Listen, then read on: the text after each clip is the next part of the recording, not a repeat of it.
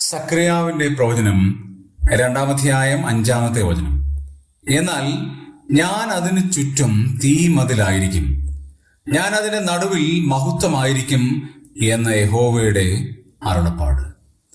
അളവുനൂൽ പിടിച്ചിരിക്കുന്ന ഒരു മനുഷ്യന്റെ ചരിത്രമാണ് 2-ാം അധ്യായത്തിന്റെ പ്രാരംഭ വാക്യങ്ങളിൽ നമുക്ക് കാണാൻ കഴിയുന്നത്.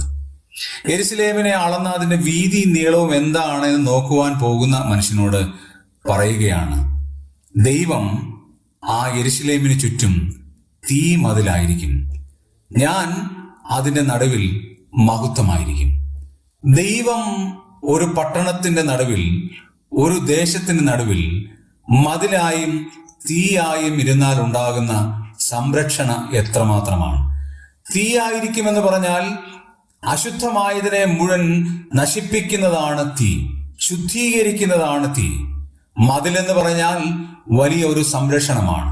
ശത്രുവിന്റെ ഉപദ്രവങ്ങളിൽ നിന്ന്, പ്രതികൂലം കാറ്റ് വരുന്ന ആ പ്രതിബന്ധങ്ങളിൽ നിന്ന്, തകർക്കുവാൻ വരുന്ന ശത്രുക്കളിൽ നടുവിൽ നിന്ന് ഒരു വലിയ മതിലായി തീരും എന്ന് പറയുന്നത് എത്ര വലിയ ആശ്വാസമാണ്. ദൈവം ഒരേ സമയം തീയും ഒരേ സമയം മതിലുമാണ്. അതുകൊണ്ടാണ് തീ മതിലായി ദൈവം യെരുശലേമിനെ സംരക്ഷിക്കുന്നത്.